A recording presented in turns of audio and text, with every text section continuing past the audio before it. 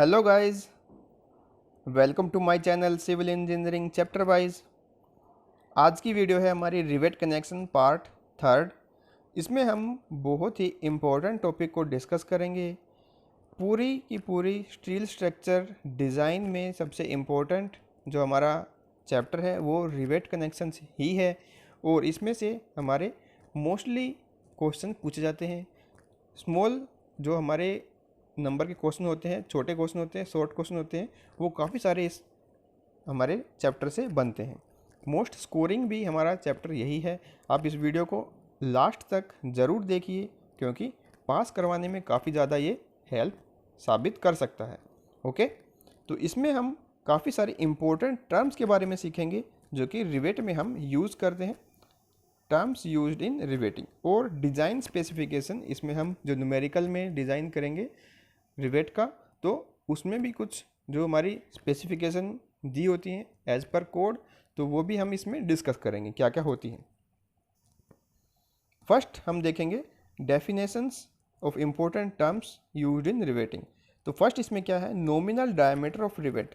ये आपको पता ही है नॉमिनल डायमीटर क्या होता है। ये जैसे आप हमारी देखिए रिवेट है, रिवेट का सेंक, रिवेट की जो बॉडी होती है इसको सेंक बोला जाता है और टॉप को हेड बोला जाता है। तो सेंक के जो डायमीटर है उसको नॉमिनल डायमीटर बोला जाता है, नॉमिनल डायमीटर। ओके, दूसरा हमारा क्या आता है, gross diameter of rivet. Gross diameter क्या होता है, आप एक सिचुएशन देखिए, हमारा एक डायमीटर, ये रिवेट है जिसका डायमीटर 10 mm है। ठीक है, सपोज कीजिए एक 10 mm डायमीटर के हमारे पास रिवेट है और 10 mm का ही हमारे पास एक होल है, उसमें हम उसको इंसर्ट कर सकते हैं या नहीं। अगर उसमें इसको इंसर्ट करना हो, वो होल 9 mm का हो तो उसमें हो जाएगा, अगर वो 11 mm का हो तो हो जाएगा।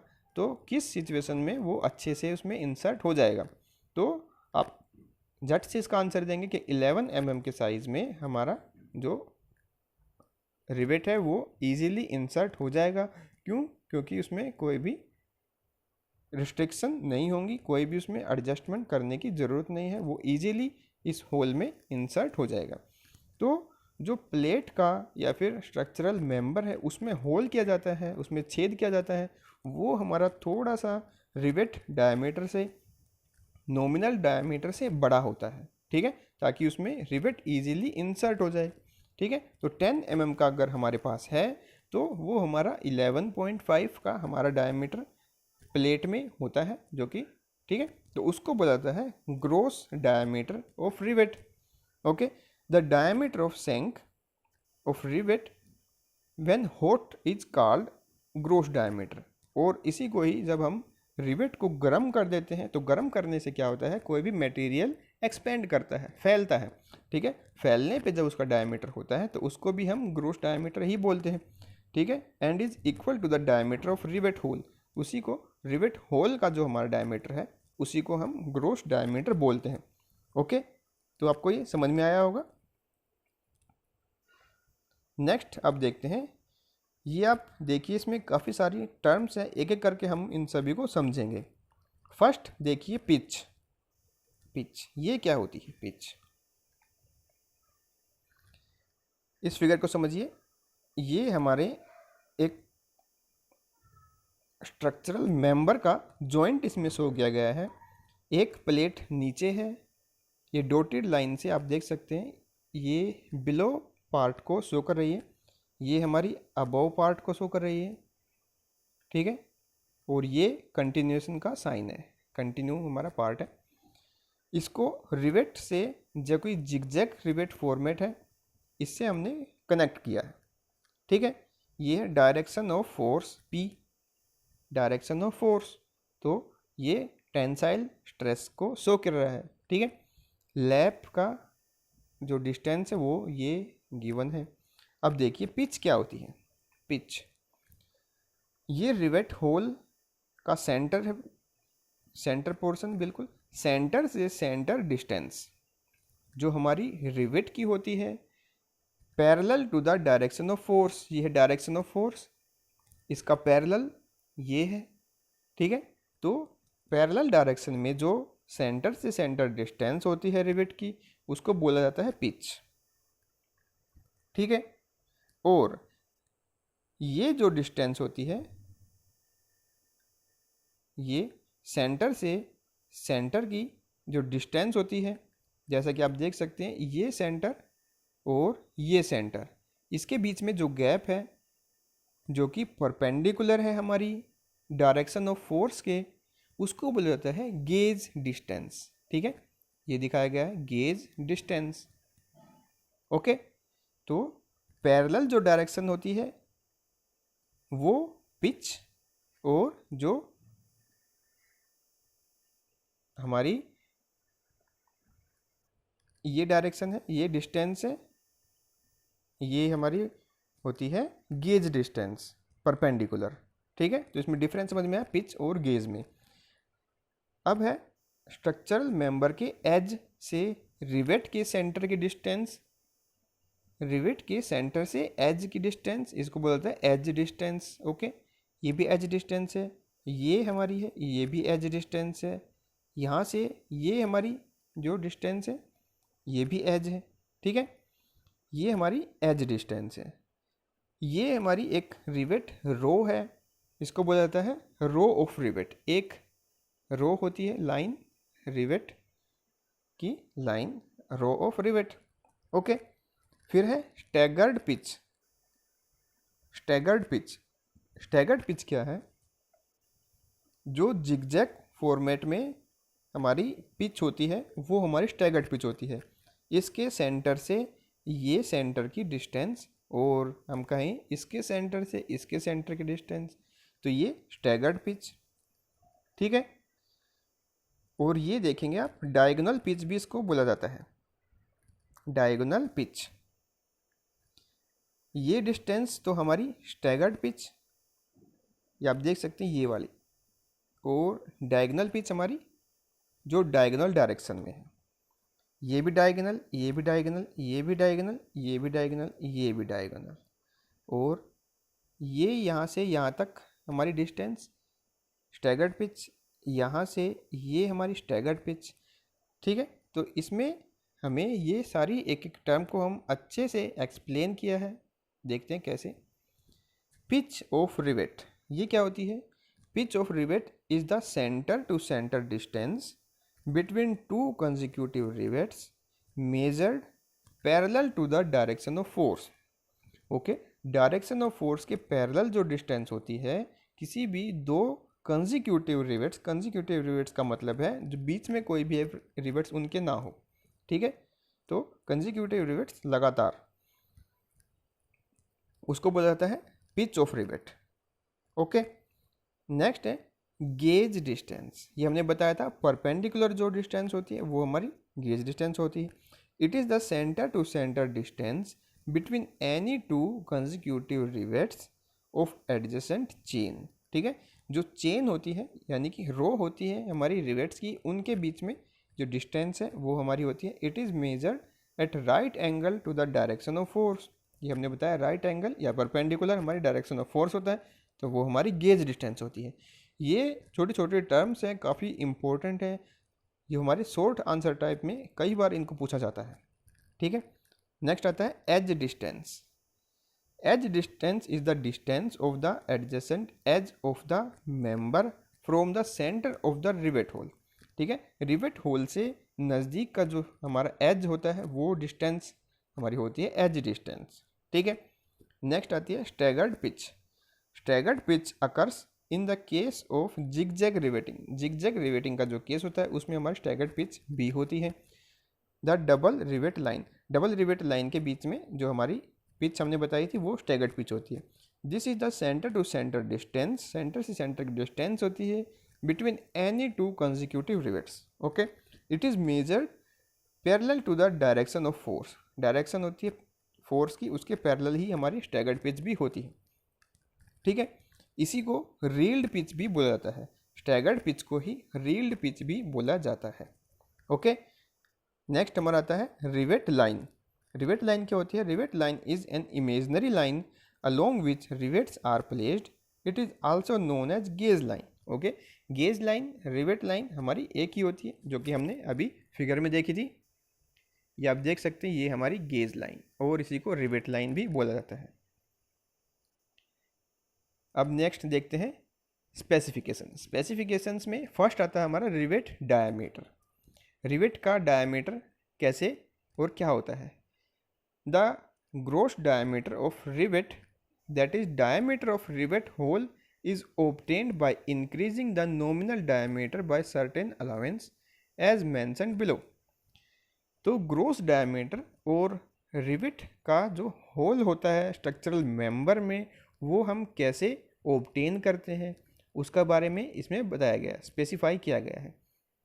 ग्रोस डायमीटर यानी कि रिवेट होल का जो डायमीटर है, वो होल का डायमीटर हमारा कितना होता है? Nominal diameter plus 1.5 mm। ये आप याद रखिए, नॉमिनल डायमीटर प्लस 1.5 mm। अगर हमारा डायमीटर रिवेट का 25 mm से कम हो, ठीक है, 25 mm से ज़्यादा ना हो, 25 तक का जो हमारा डायमीटर है रिवेट का, तो उस केस में उसमें 1.5 mm ऐड कर देना, तो वो जो हमारा डायमीटर होगा वो ग्रोस डायमीटर होगा। ठीक है, अगर 25 से बड़ी डायमीटर की हमारी रिवेट है तो उसमें 2 mm ऐड करना है। ठीक है, 2 mm ऐड करना है, तो वो जो हमारा डायमीटर होगा वो हमारा ग्रोस डायमीटर होगा। ठीक है, अच्छे से याद रखना, अगर रिवेट का डायमीटर हमारा 25 mm या 25 से छोटा है तो उसमें 1.5 mm ऐड करना है, तो हमारा ग्रोस डायमीटर मिल जाएगा। और अगर 25 mm से बड़ा हमारा डायमीटर है रिवेट का, तो उसमें 2 mm ऐड करना है, तो हमें ग्रोस डायमीटर मिल जाएगा। ठीक है, तो इसको आप याद रखना, काफ़ी बार पूछा जाता है, what is gross diameter and what is nominal diameter and what is the difference between them. Okay, next हमारी आती है pitch. The distance between consecutive rivets should be sufficient. उनके बीच में, रिवेट के बीच में डिस्टेंस सफिशिएंट होनी चाहिए to prevent tension failure. Tension failure को प्रिवेंट करने के लिए, to permit efficient installation of rivet. Rivet को अच्छे से इंस्टॉल करने के लिए उनके बीच में जो गैप है वो सफिशिएंट होना चाहिए। ठीक है, the distance between two consecutive rivets should not be too large for the following reason. उनके बीच में गैप ज़्यादा भी नहीं होना चाहिए to reduce the length of gusset plate. Gusset plate की लेंथ को रिड्यूस करने के लिए, to have uniform stress in rivet. अगर ज़्यादा उसके बीच में हम गैप लगा देते हैं, यानी कि पिच की लेंथ हम ज़्यादा कर देते हैं, तो उसमें जो स्ट्रेस है वो यूनिफॉर्मली डिस्ट्रीब्यूट नहीं होगा। ठीक है, और उसमें जो गसेट प्लेट हम लगाएंगे उसकी भी लेंथ उसमें बढ़ जाएगी। ठीक है, गसेट प्लेट क्या होती है ये भी मैं बताऊंगा आगे को। अब आती है मैक्सिमम पिच।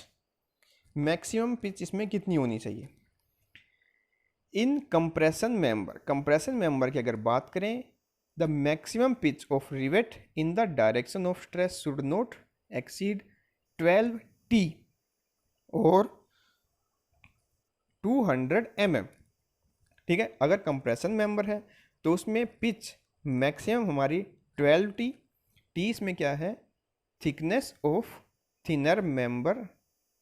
ठीक है, थिनर आउटसाइड प्लेट। दो हमारे स्ट्रक्चर मेंबर है, जो भी उसमें थिन होगा, जो भी उसमें पतला होगा, तो उसकी थिकनेस हमारी टी होती है। ठीक है, 12 टाइम्स टी और 200 mm। जो भी इसमें से छोटा होगा वैल्यू, तो वो हम यूज़ करेंगे पिच के रूप में। ठीक है, ऐसे ही टेंशन मेंबर की बात करें तो उसमें 16 टी, 16 टी और 200 mm, which ever is less. जो भी इसमें छोटा होगा तो वो हमारी पिच होगी। ठीक है, यानी कि हम अगर देखें, अगर 10 mm की हमारी प्लेट है, स्ट्रक्चर की थिकनेस है, तो 16 T का मतलब क्या हुआ? 16 × 10 यानी कि 160 और 200 mm, तो 160 हमारा छोटा है, तो 160 हम लेंगे पिच। ठीक है, in case of compression member in which force are transmitted through butting faces. अगर बटिंग फेस की तरफ हमारा जो फोर्स होगा तो उसके टाइप में मैक्सिमम पिच हमारी होगी वो 4.5 times the diameter of rivet से ज़्यादा नहीं होनी चाहिए। ठीक है, जैसे कि ये हमारी फिगर है, तो बटिंग फेस क्या होता है, ये वाला फेस, इस तरफ के फेस से अगर फोर्स है तो इनके बीच में गैप जो है 4.5 टाइम्स डायमीटर ऑफ रिवेट से ज़्यादा नहीं होना चाहिए। ठीक है, अब आता है maximum pitch between any two adjacent rivets. किसी भी रिवेट के बीच में मैक्सिमम पिच कितनी होनी चाहिए, including tacking rivet, tacking rivet भी इसमें इंक्लूड है। तो should not exceed 32 T, okay, 32 times of T और 300 mm, 300 mm या 32 टी से ज़्यादा वो नहीं होनी चाहिए। ठीक है, where the rivets are staggered at equal interval and gauge distance does not exceed 75 mm.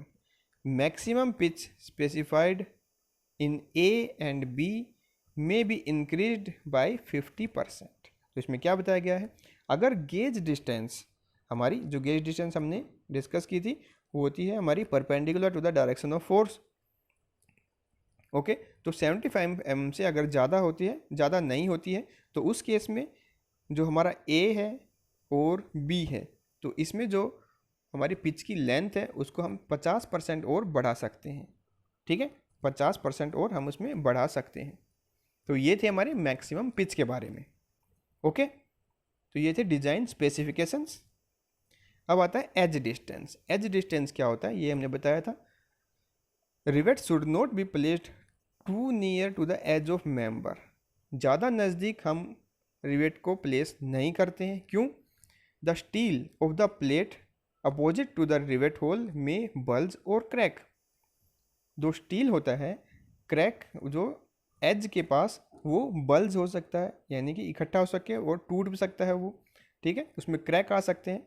तो एज के बिल्कुल नज़दीक में हम होल नहीं करते हैं, वहाँ पे रिवेट हम नहीं लगाते हैं। ठीक है, दूसरा है the failure of plate in tension में टेक प्लेस। ठीक है, टेंशन में अगर मेंबर है तो हमारा जो स्ट्रक्चर है वो फेल हो सकता है। ओके, क्योंकि जो एज है वो जल्दी क्रैक हो जाएगी और हमारा जो स्ट्रक्चर है वो फेल हो जाएगा।